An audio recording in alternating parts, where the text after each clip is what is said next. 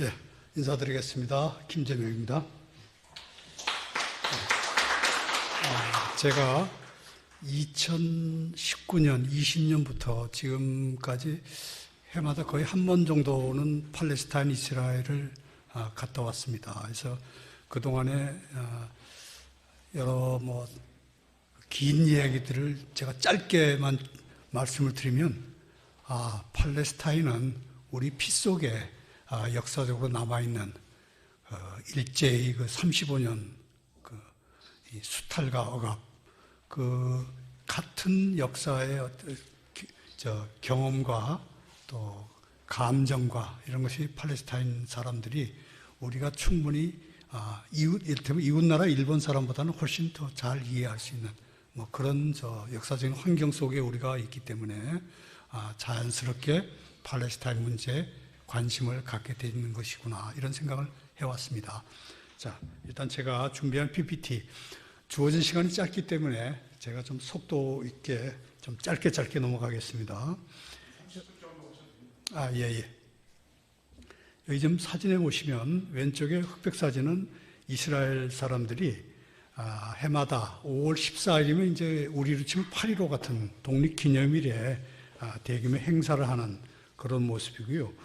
오른쪽에 깃발을 든 초록 그린 색깔의 그 깃발, 저게 하마스 단체의 깃발인데요. 우리 한국의 보수 언론들은 하마스를 테러 단체라고 보통 기사에 쓰지요.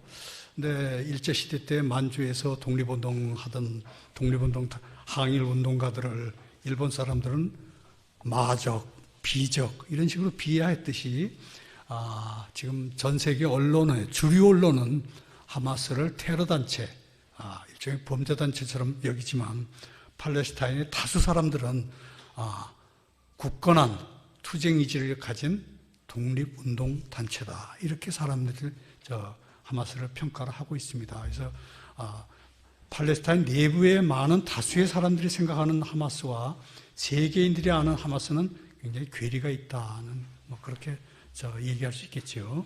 네. 자, 여기 지도가 나와 있는데요.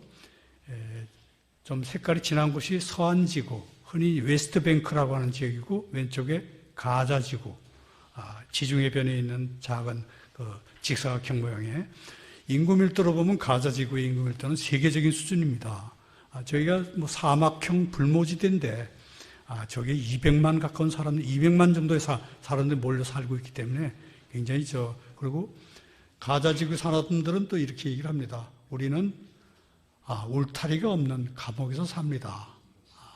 그러니까 아까 카이로스 문서에도 8m 높이의 장벽이 보입니다만, 가자지구를 삥 둘러싼 그 8m 높이의 장벽을 뛰어넘으면 사실 뛰어넘을 수가 없죠. 여러분들 세계 높이뛰기, 장대 높이뛰기 선수권자들이 기록이 대체적으로 어떻게 되죠? 5m 조금 넘는다 그러죠. 근데 그 장대를 가지고도 뛰어넘을 수 없는 그런 콘크리트 장벽으로 둘러싸인 가자지구, 또 서안지구도 마찬가지입니다만, 그러니까 저기 가자지구 사는 사람들은 바다로 밖에 나갈 수가 없는데, 바다도 한 5km 이상은 못 나가죠. 그 너머는 이스라엘군이 지키고 있기 때문에. 그래서 우리는 하늘만 뚫린 감옥에서 삽니다 하는 것이 가자지구 사람들의 이야기인데, 서안지구라고 크게 또 차이는 없습니다. 근데 이스라엘은 인구로 보면 한 900만인데 그 중에 한 20%가 무슬림들이죠. 그리고 종교도 이슬람교가 18% 되어 있는데, 팔레스타인 사람들 중에는 또 한 10명 중에 1명 정도는 기독교인들이죠.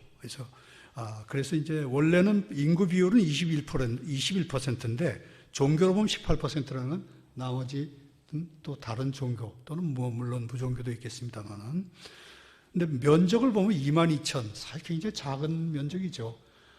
대한민국의 면적이 이제 10만 제곱킬로미터 약간 넘는데요.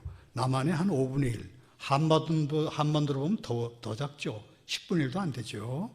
하여튼 여기에 다수 인구는 한 4명 중에 3명은 유대인이고, 나머지 또 많은 또 다른 또 이주민들이 또 있죠.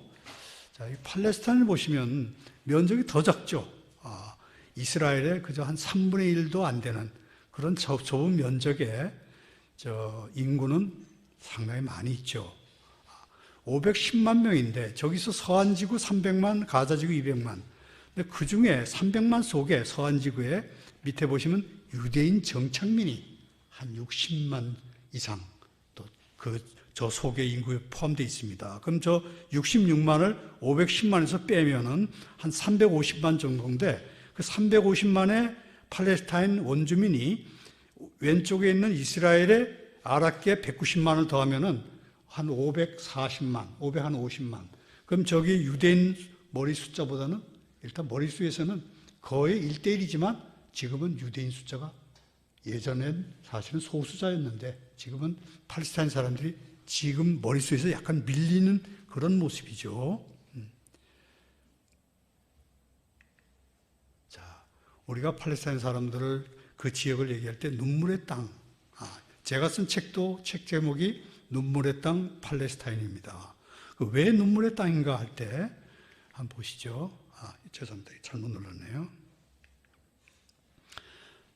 이스라엘은 5월 14일 독립기념일이 다가오면 한 달 전부터 온갖 종류의 행사를 합니다. 무슨 국토대행진, 무슨 세미나, 심포지움, 발표회, 체육대회, 음악회 하여튼 여러 행사를 하면서 하이라이트가 5월 14일 날 동예루살렘의 알악사 모스크 근처에 있는 통곡의 벽 그쪽으로 모이는 그 행사를 하면서 굉장히 이스라엘 전체가 축제 분위기죠. 근데 그 시간대에, 동시간대에 사는 팔레스타인 사람들은 이런 모습입니다. 5월 14일이 다가오면 다들 심리적으로 굉장히 스트레스 받죠. 그러면서 왜 우리가 이렇게 억눌려 살아야 하나 하면서 또 저항을 하게 되고 결국 그래서 붙잡혀 감옥에도 가게 되고 이스라엘 지금 현재 감옥에 정치범만 한 4,800명 정도가 갇혀 있습니다. 물론 많을 때는 인티파다라 해서 유혈 충돌을 벌일 때는 10,000명 넘게 사람들이 있는데 지금 4,800명 정도. 대개가 장기수들이에요. 10년, 20년. 어떤 사람은 무기징역을 겹으로 받아가지고 보통 쌍무기징역이라고 합니다만 그렇게 살고 있는 사람들이 장기수들이 일단 많죠. 자, 그래서 팔레스타인 현지에 가면 특히 3월, 4월, 5월 이 무렵 되면 이런 모습이 상당히 자주 볼 수 있어요. 지금 저기 뒷면에 있는 이스라엘 집차에서 무장 집차에서 실탄을 쏘기도 하고 또 고무총탄을 쏘기도 하는데 고무총탄도 가슴에 정통으로 맞으면 죽습니다. 굉장히 위험하죠. 그래서 저도 이 사진 하나 빨리 찍고 저도 뛰어서 도망을 갔습니다.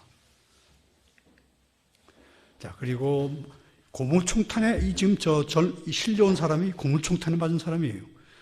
20대 젊은이가 강한 심장을 가진 사람도 고무총탄에 맞으면 의식을 잃고 상당히 중태에 빠집니다. 저 병원 의사가 짧은 영어로, 저도 짧은 영어입니다만, 짧은 영어로 이렇게 얘기를 하는 거예요.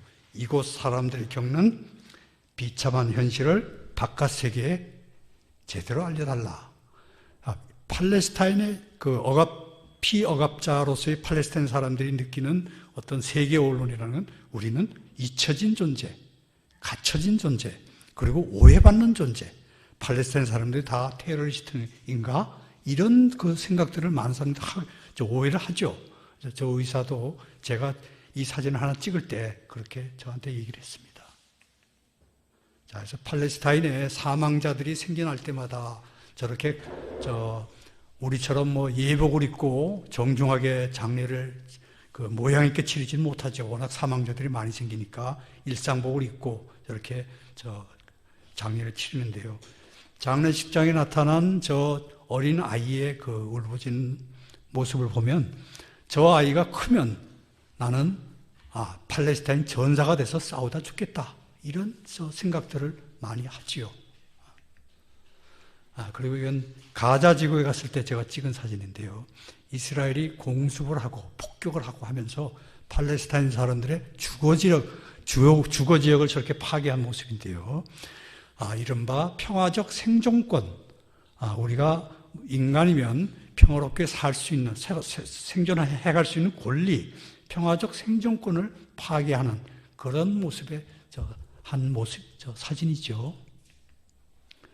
자, 제가 제한된 시간에서 PPT를 좀 짧게 준비한다고 상당히 줄여왔습니다. 자, 여기 20세기 초반에 1차 세계대전 중에 영국이 그 당시에 팔레스타인을 차지하기 위해서, 그 당시에는 1차 세계대전 중에는 터키가 여기를 지배하고 있었죠. 중동의 많은 지역이 오스만 터키의 그 영토였는데요. 영국이 팔레스타인을 전쟁 후에 차지할 목적으로 여러 그 사전 정지 작업을 하는 과정에서 세 가지 중요한 협정이 있는데요. 하나는 후세인 맥마흔. 후세인은 아랍 족장의 이름이고 맥마흔은 이집트의 영국 관리 출신. 둘이서 편지를 주고받으면서 그 약속을 한 게 맥마흔, 후세인, 그 당신 아랍의 무장 게릴라 세력이 터키를 상대로 게릴라전을 펴서 우리 영국군을 도와주면 전쟁 끝난 다음에 아랍 사람들이 팔레스타인 지역에 독립국가를 갖도록 해주겠다 하는 약속을 맺습니다. 1915년. 근데 그 다음에 사이크스는 영국의 외교관이고 피코는 프랑스 외교관인데 두 외교관이 만나서 비밀 협정을 하면서 전쟁 끝난 다음에 영국은 팔레스타인을 차지하고 또 이라크를 차지하고 프랑스는 시리아와 레바논을 차지하는 그런 그 땅들이 다 지금 오스만 터키가 지배하는 땅이지만 전쟁 뒤에 우리 서로 나눠 이렇게 가지자 하는 비밀 협정을 했죠. 그러고 나서 1년 뒤에는 또 벨푸어 선언, 아서 벨푸어가 영국 외무장관이었는데요. 이 사람이 제가 여기 뒤에 좀 더 자세히 써놨습니다만 로스차일드라고 하는 유대인 재벌의 전쟁 자금을 지원받으면서 우리 전쟁 자금이 지금 독일하고 싸우면서 많이 모자른데 당신네가 도와주면 우리가 유대인들의 팔레스타인 이주를 도와주겠다. 그러면 결국 이게 세계가 어떻게 됩니까? 서로 좀 모순되죠. 맥마흔 후세인 협정은 사이크스 피코 벨푸어하고 모순되는 협정입니다. 대영 제국이 2중 3중의 줄타기 외교전을 펴면서 영국의 입장에서 이루지 못할 공수표 약속을 아랍인들한테 했던 것이죠. 그래서 결과는 어떻게 됐습니까? 사이크스 피코대로 영국과 프랑스가 중동을 나눠 먹고 아랍 사람들은 없던 일로 휴지 조각을 만들고 그리고 벨푸어 선언대로 팔레스타인 지역에 이 유대인들의 이주가 늘어났죠. 그때 아서 벨푸어가 이 로스차일드한테 보낸 편지의 내용이 이렇습니다. 여기 좀 깁니다만 여기 중간 제목에 중간에 여기 보시면 His Majesty's Government 영국 정부겠죠. 그 favor 좋아한다. 팔레스타인에 세우는 걸 좋아한다. 뭘 세우느냐? National Home for the Jewish People. 유대인들을 위한 내셔널 홈. 결국 이게 이스라엘 스테이트 국가를 얘기하는 그런 뜻이겠지요. 그래서 결국은 유대인 자본을 빌려서 전쟁을 수행하면서 전쟁 후에 영국이 팔레스타인을 위임 통치하면서 유대인들의 대량 이주가 이어지고 거기에 또 나치 히틀러의 유대인 압박이 겹쳐지면서 팔레스타인 지역에 대량 유대인 이주민이 유입되면서 결국 오늘의 불행의 씨앗이 대영 제국이 뿌렸다 하는 그 얘기를 또 할 수 있습니다. 그래서 결국은 1차 세계대전 뒤에 20년에 유대인들은 그저 그 당시에 한 5, 6만 밖에 없었는데 전쟁이 2차 대전이 끝날 때 이스라엘이 쓸 때는 한 60만 정도의 유대인이 상당히 많이 불어났지요. 결국은 그 당시만 해도 아까 통계에서는 유대인이 지금은 아랍인보다 더 많습니다만은 그때만 해도 2대1 정도로 유대인이 소수였지만 어떤 상황이 벌써 지금 70년, 80년이 흐르면서 유대인들은 더 이상 힘없는 소수민족이 아니게 됐습니다. 자, 1947년도에 영국이 위임 통치를 끝내겠다는 결정을 하면서 유엔에다가 팔레스타인 문제를 넘길 때 거기서 56대 44로 나누자.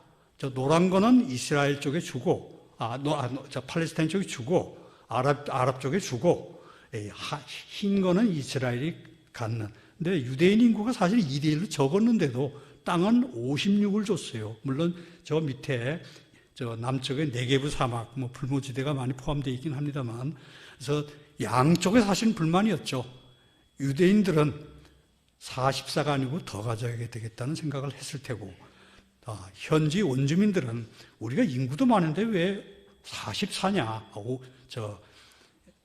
제가 말씀을 56이 유대인이 56, 팔레스타인이 44인데 왜 우리가 44냐? 이러면서 불만을 갖고 결국은 전쟁을 했는데 아시다시피 이스라엘이 이겼죠. 그래서 56보다 더 많은 78%. 그런데 아랍 국가들이 이스라엘 독립국을 위한 군대와 전쟁하면서 아랍국들이 전쟁한 것은 이집트, 시리아, 이라크 등등이 이스라엘 군대와 싸웠는데 그들이 싸운 것은 팔레스타인 독립국가를 세우기 위해서 싸운 것이냐? 사실 그게 아니었던 것이죠. 그게 지금도 사실 비판을 받는데요. 이스라엘이 이제 이기고 나서 많은 이주민들이 더 들어오는 모습이고 팔레스타인 사람들은 이렇게 피난을 가는 모습인데요. 이 1차 중동전쟁, 이스라엘 국가로 나오는 그 중동전쟁에서 우리가 주목할 것은 이웃의 이집트, 시리아, 레바논, 이라크 이런 나라들이 군대를 보내서 이스라엘과 싸울 때 팔레스타인 독립국가를 만들어주기 위해서 싸웠느냐? 그게 아니었다는 거죠. 각각 영토를 넓히기 위한, 자국 이익을 위한 그런 싸움을 벌였기 때문에 이 유대인들처럼 죽고 아니면 이건 우리 지중해 수장된다. 다 파묻혀 죽는다. 그렇게 죽기 아니면 까무러치기식으로 싸우는 유대인 군대와 아랍 군대가 일단 서로 처음부터 승패가 결판이 났다. 이렇게 얘기를 할 수 있죠. 결국은 팔레스타인 지도가 크게 4번 바뀌게 되는데요.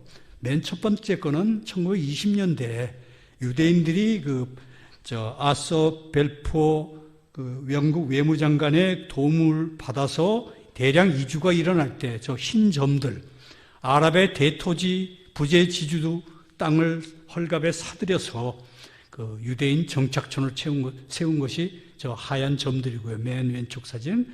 두 번째가 1947년도에 유엔의 분할안이죠. 56대 44로 저렇게 나누자. 그런데 전쟁 결과가 세 번째가 됐죠. 그런데 67년도에 여러분이 아시다시피 6.1 전쟁, 6일 만에 끝났다 해서 또는 그게 이제 공식적으로는 제3차 중동전쟁이라는 그 전쟁에서 이스라엘이 다 서한지구와 가자지구를 다 점령했죠. 그러면서 이스라엘은 영토를 거의 4배를 넓혔습니다. 이집트의 시나이 사막까지 다 반도까지 점령을 했기 때문에요. 자, 그러면서 팔레스타인 사람들의 독립투쟁을 의지가 계속 이어지고 결국은 1993년에 오슬로 평화협정이라는 그 협정을 통해서 팔레스타인의 자치정부가 들어섰는데 그것도 저렇게 맨 끝에 사진처럼 저쪽 사람들은 이렇게 얘기해요. 걸레처럼 찢어진 땅에 우리가 살고 있습니다. 저런 모습이 오늘의 팔레스타인이죠. 근데 저것도 말이 독립국가가 아니고 자치정부이기 때문에 저기에 어디서나 이스라엘군이 작전을 펼 수가 있는 곳이죠.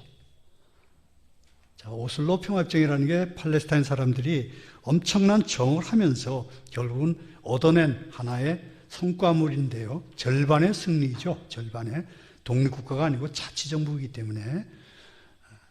그래서 왼쪽에 라빈 총리, 그 다음에 오른쪽에 아라파트 피에르 의장, 팔레스타인 해방기구 의장이죠.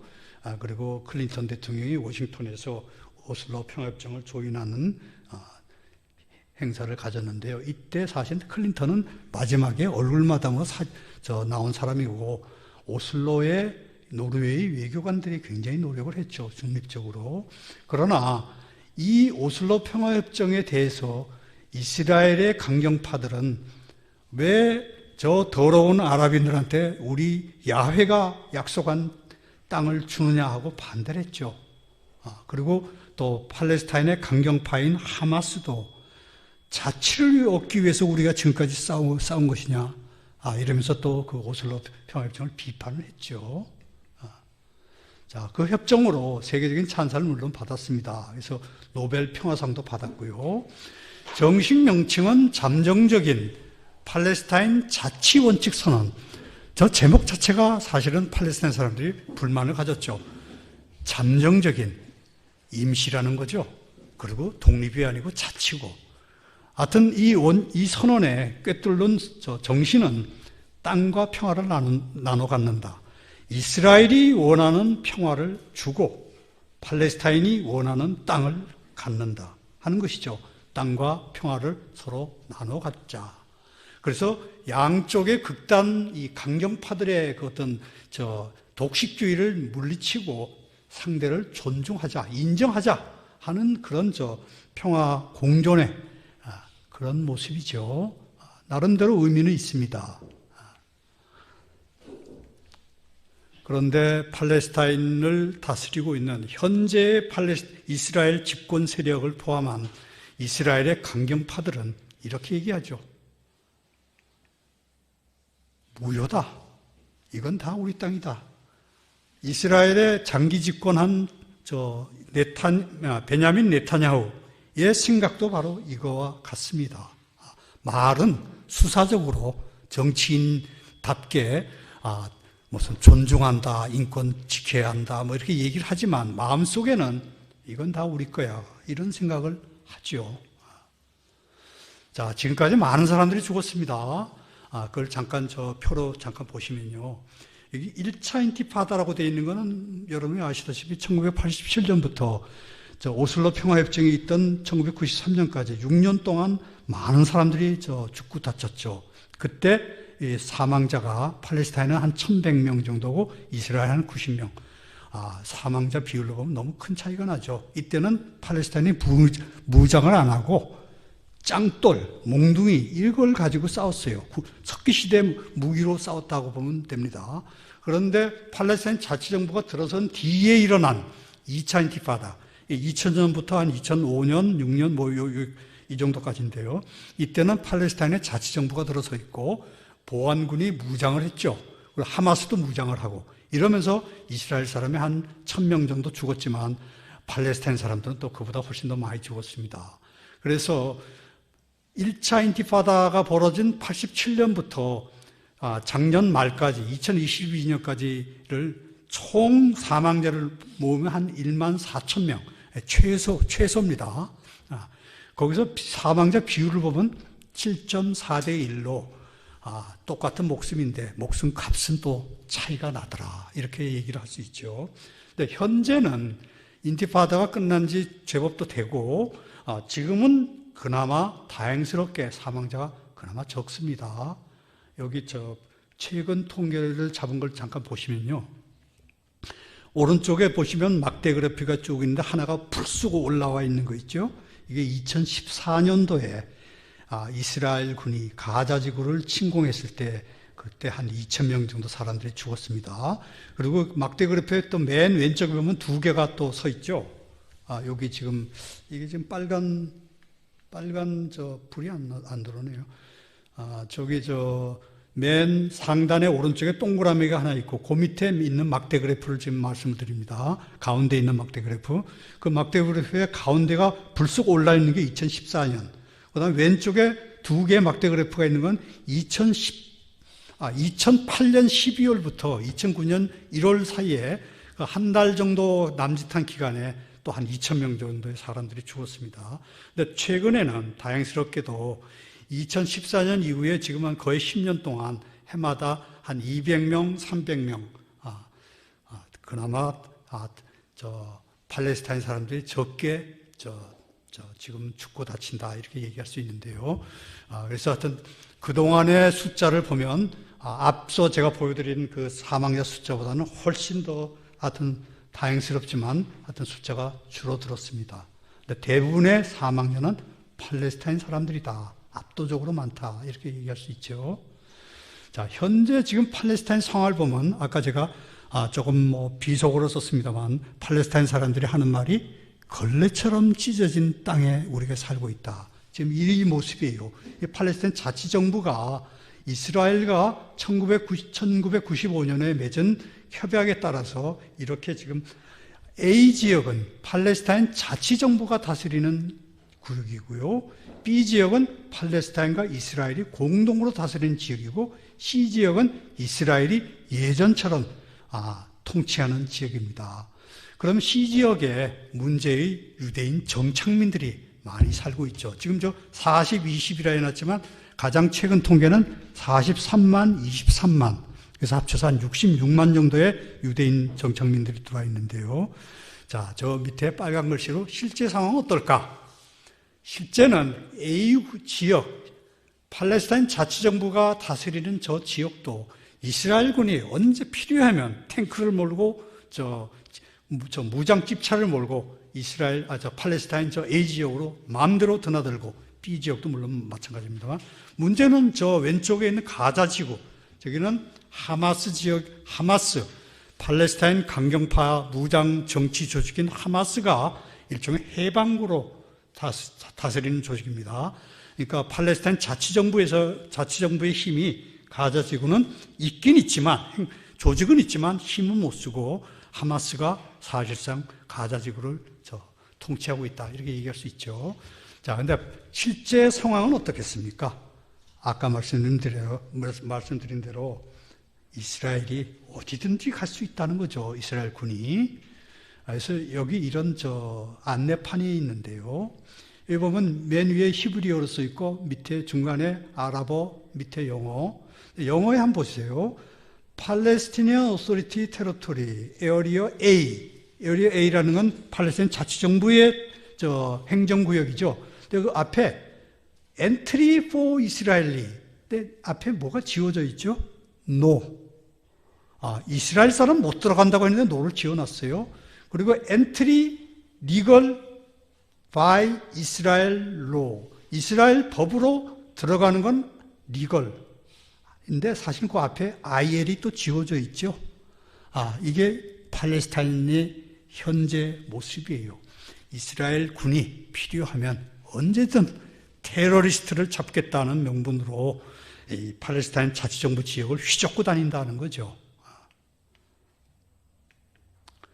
그래서 팔레스타인을 여러분이 여기 여행해 보신 분들도 계시겠습니다만 이런 모습이 이 뒤에 이스라엘 군들이 여군 남군이 한 명씩 서 있습니다만 이 M16 장총을 메고 실탄을 채운 채 저렇게 팔레스타인 사람들의 일상생활을 지켜보는 우리는 너희들을 지켜보고 있어 하는 메시지를 저기 담고 있는 거죠. 이 사진이.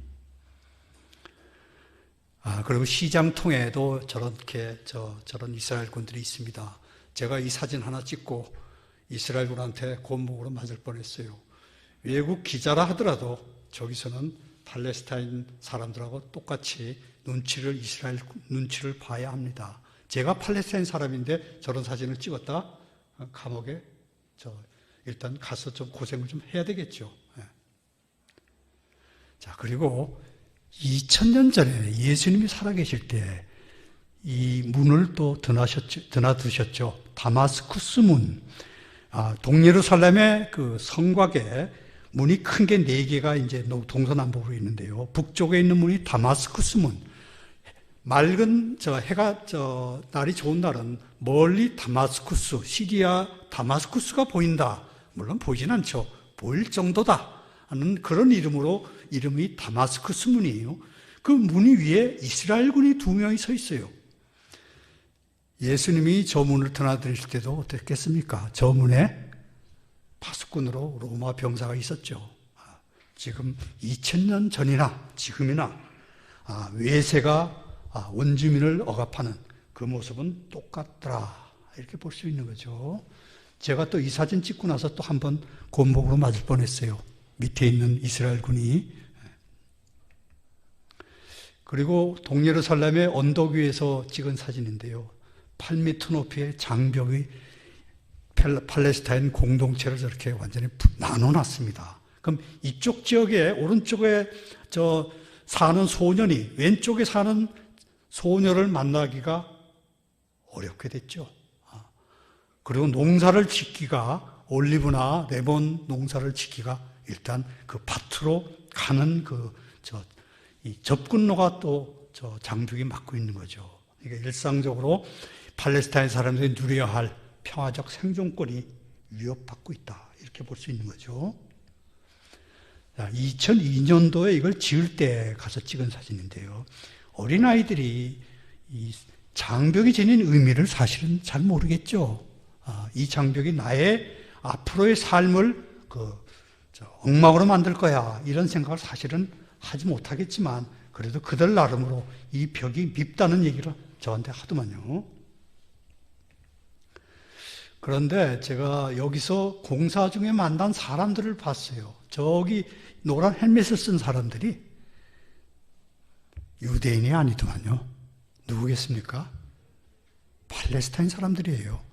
팔레스타인 사람들의 생활을 옥죄는 그 엄청난 괴물 같은 8m 높이의 장벽을 건설하는 사람 중에 팔레스타인 인부들이 현업으로 일을 하더라고요. 그때 제 머릿속에 예전에 조선 총독부 후에 중앙청 건물이 됐습니다만 그걸 지을 때 그 무거운 속조를 날랐던 누가 날랐겠습니까? 우리 할아버지들이죠. 그날 하루 집에서 굶고 기다리는 식구들을 먹여 살리려면 그래도 일을 했어야 하겠죠. 저 사람들도 마찬가지겠습니다. 자, 지금 이제 제가 거의 이제 말씀을 끝내려고 그 표를 하나 만들어 봤는데요. 쟁점. 팔레스타인과 이스라엘은 앞으로 평화 협상을 한다면 이런 문제를 가지고 얘기를 하게 됩니다. 자, 독립국가.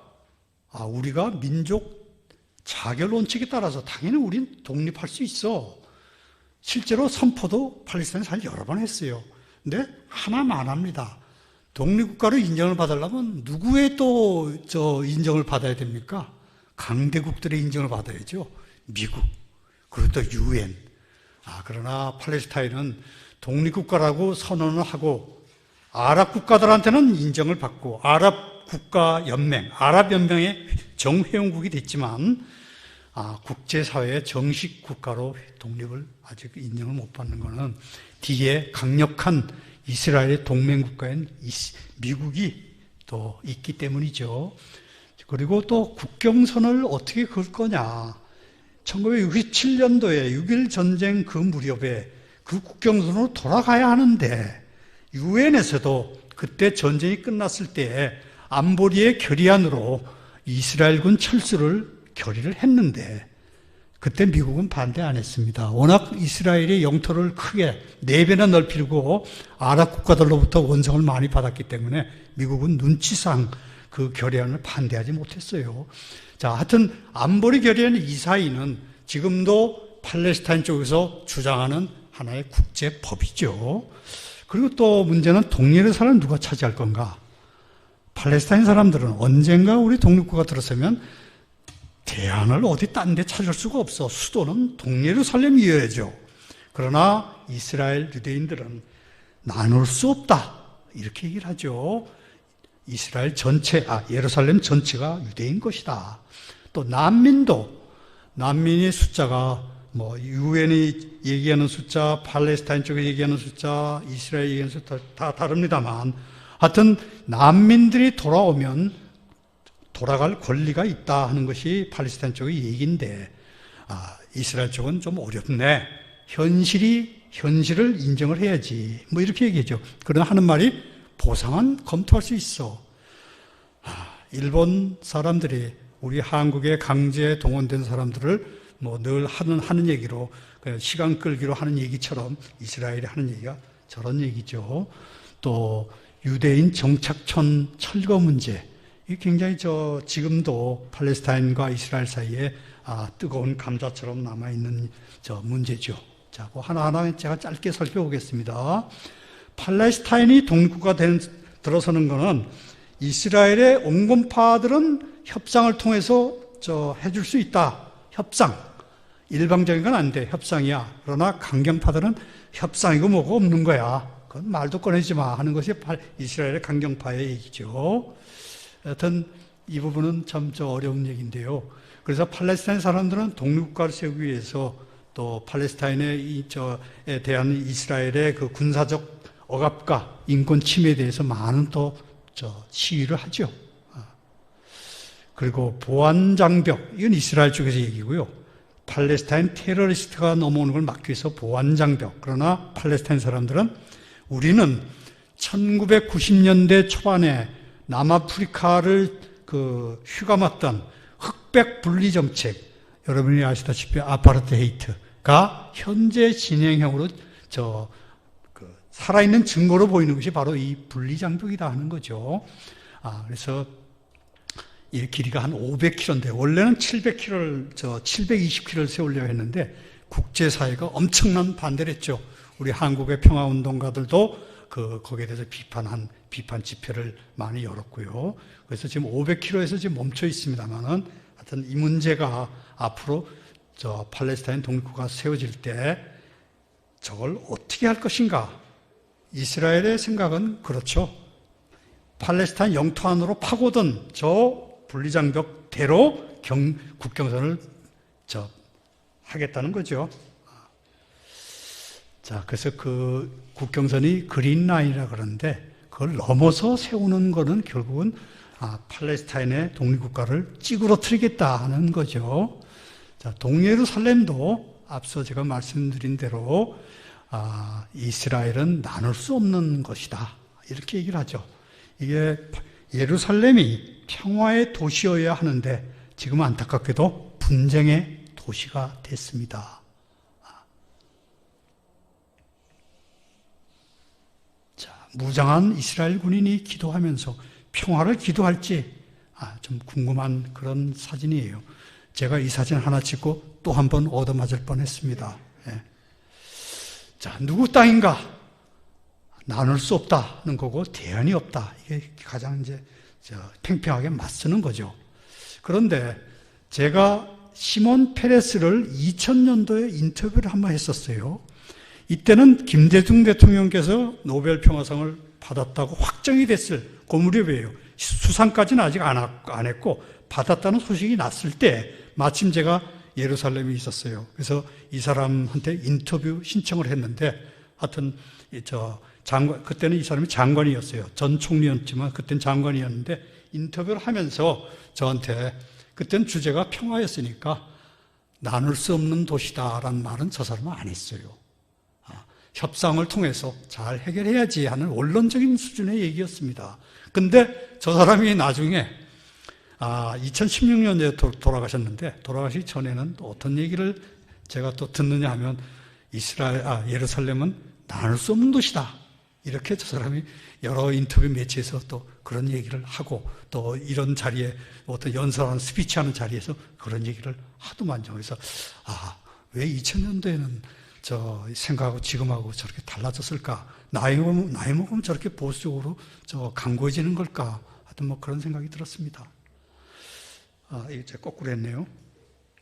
그런데 그 인터뷰 뒤에 상황이 바뀌었죠. 그래서 제가 팔레스타인 자치정부의 총리를 만났을 때 이 사람 얼굴이 화가 나 있어요. 유대인들이 예루살렘은 나눌 수 없다 그러는데 말이 되는 얘기야. 우리한테는 여기밖에 대안이 없다 하는 그런 말씀이죠. 그런데 또 트럼프가 또 이 친이스라엘 일방주의 입장에서 또 미국 대사관을 절로 옮겼죠. 예루살렘에서 텔아비브에서 예루살렘으로. 우리 한국 대사관이 어디 있습니까? 예루살렘이 아니고 텔아비브에 있죠. 영국, 프랑스, 하여튼 주요 국가의 대사관은 다 텔아비브에 있습니다. 지중해변에. 그런데 미국 대사관을 예루살렘에 옮겼다는 것은 예루살렘은 1947년도에 영국이 분할하라는 제시할 때 유엔에서도 결의했듯이 예루살렘은 국제사회에 모두에게 열린 국제도시로 둔다는 저 방안이었는데 이스라엘을 일방적으로 편드는 미국 대사관을 예루살렘에 옮겼다는 것은 예루살렘에 대한 영유권을 미국이 인정한다 하는 그 제스처죠. 그래서 유대인들은 이렇게 감사의 이 빔 프로젝트를 또 쏘기도 했어요. Thank you, 프레지던트 트럼프. 자, 예루살렘 성벽에 놓인 빔 프로젝트 모습입니다. 자, 그리고 팔레스타인 난민들 굉장히 많죠. 지금은 자연 증가로 580만 명인데 중동 지역 곳곳에 다 퍼져 있어요. 이 숫자는 좀 틀립니다. 곳곳에 퍼져 있어요. 시리아에 56만 돼 있지만 지금 뭐 전쟁 벌써 오래 해서 저 난민들이 다 지금 어디를 레바논으로 다 피난을 했겠죠. 하여튼 이 사람들은 돌아갈 권리가 있다 하는 것이 유엔의 결의안으로 나왔어요. 그러나 상황은 좀 만만치가 않죠. 이스라엘은 보상하겠다는 정도 수준으로만 지금 머물러 있고요. 그래서 제가 레바논에 베이루트에 갔을 때 레바논 베이루트에도 팔레스타인 난민촌들이 큰 게 여러 개 있는데요. 샤브론, 샤틸라 이런 큰 난민촌들이 있습니다. 그 난민촌, 샤틸라 난민촌에 갔을 때 난민촌 그 오래된 아파트 그 입구에 어린아이를 제가 크기를 가늠하기 위해서 너 좀 미안하지만 여기 좀 서 있어. 그러고 사진 하나 찍었는데요. Right to return. TO, 영어의 TO를 그냥 아라비아 숫자 2라고 써놨죠. 아랍인들인 팔레스타인들은 돌아갈 권리가 있다 하는데 현실적으로 어렵습니다. 그 땅들을 다 지금 뭐 대규모 공장이 들어서고 아파트 단지가 들어서고 도로가 들어서고 그야말로 상전의 벽해가 됐죠. 그리고 이스라엘은 부재자 재산법, 귀환법, 이다 일제 말기 우리 8.15 맞아서 일본 남기구간 적성 재산을 처리한 것처럼 팔레스타인 사람들의 남기구간 땅과 집과 재산을 다 저렇게 처리해 버렸습니다. 그리고 귀환법이라 그래서 이주민들한테 저리를 융자해주고 땅도 나눠주고 이미 소유권을 다 해체해 버렸죠. 그래서 팔레스타인 난민촌을 여러분이 중동에 가보시면 곳곳에 이런 게 딱 전형적인 모습이에요. 커다란 열쇠가 그 열쇠가 들어갈 수 있는 문을 형상화해가지고 난민촌 입구를 저렇게 만들어놨어요. 저 크기를 가늠하기 위해서 저 오른쪽에 남자 하나가 저 통역입니다. 저 사람들로 저기 서 있게 한 거는 저 크기가 저 정도다 하는 걸 이제 가늠하기 위해서인데요. 팔레스타인 사람들이 1948년에 집을 떠날 때는 잠깐 한 달 정도, 길어야 보름 한 달이면 다시 돌아가겠지 했는데 지금까지 영영 못 돌아가고 있죠. 자, 정착촌. 이게 아주 그야말로 좀 거칠게 얘기해서 골 때리는 겁니다. 골치 아픈 문제예요. 왜냐하면 유대인 정착민들은 야훼가 우리한테 준 땅을 왜 너네 더러운 아랍인들이 가지고 있어? 하면서 종교적인 이유를 광신적인 그걸 내세워서 고집스럽게 문제를 계속 만들고 있죠. 근데 여기 지도를 보시면 여기 조금 이따 제가 지도를 다른 지도로 제가 보여드리겠습니다. 서안 지구에 여기 보시면 웨스트뱅크에 오른쪽에 푸른 점이 사해가 있고 위에 요르단강이 있고 위에 갈릴리 호수로 이렇게 쭉 이어지는 그 왼쪽에 점점이 이스라엘 정착촌들이 들어서 있어요.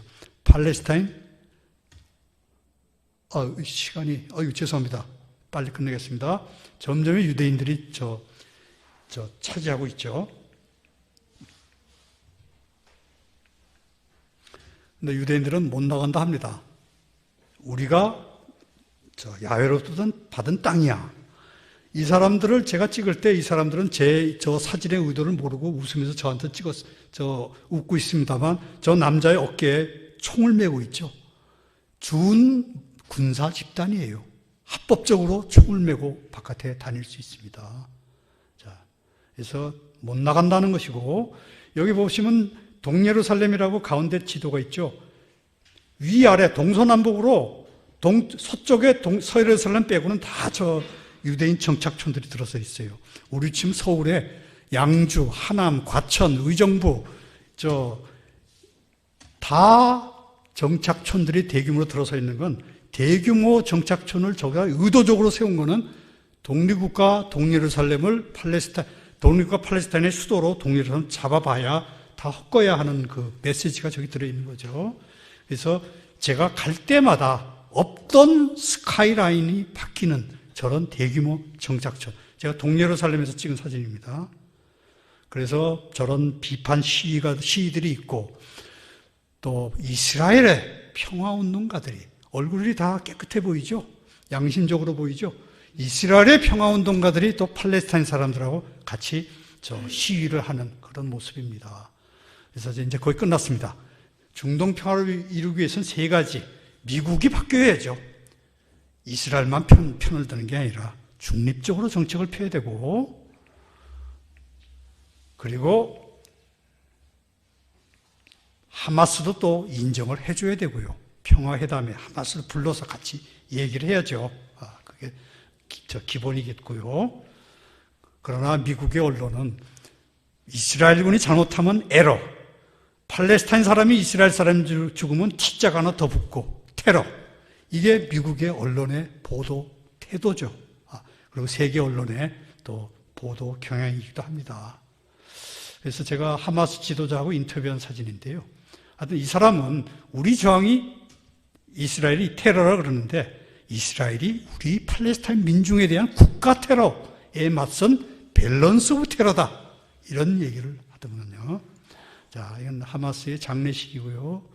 두 번째, 이스라엘이 온건한 그 정권이 들어서야죠. 당연히 1993년도에 오슬로 평화협정 맺었던 그런 정권이 들어서야 이 팔레스타인에도 평화가 올 수 있다, 이렇게 얘기할 수 있고, 그러나 안타깝게도 네탄야후는 한때 물러나다 다시 또 복원했죠. 저 밑에 고사 전략, 말려 죽인다, 현상 유지, 이게 이스라엘의 강경파들의 팔레스타인 지배 전략입니다. 그리고 팔레스타인도 바뀌어야죠. 하마스, 강경파고 파타, 온건파인데, 자치정부를 지배하고 있는 파타가 너무나 타협적이고 온건하죠. 그래서 둘이 다 팔레스타인 사람들을 대표하지 못한다, 그런 얘기를 하는데, 연립정부가 들어서야 되겠죠. 연립정부가 들어서. 그런데 연립정부가 세우겠다는 서로 얘기가 오고 가고 좋은 얘기가 나올 때마다 둘이 싸움을 또 시키죠. 가자 지구를 쳐들어가고, 팔레스타인이라는 묘비명에 저렇게 이스라엘이 흙을 뒤엎는, 저게 오늘의 팔레스타인 정치 현실이에요. 그래서 결론입니다. 미국이 중립, 이스라엘이 평화운건, 팔레스타인의 대표성을 지닌 이런 정권이 들어서야 팔레스타인의 평화가 올 수 있겠다. 이게 제 말씀의 끝입니다. 자, 고맙습니다. 네.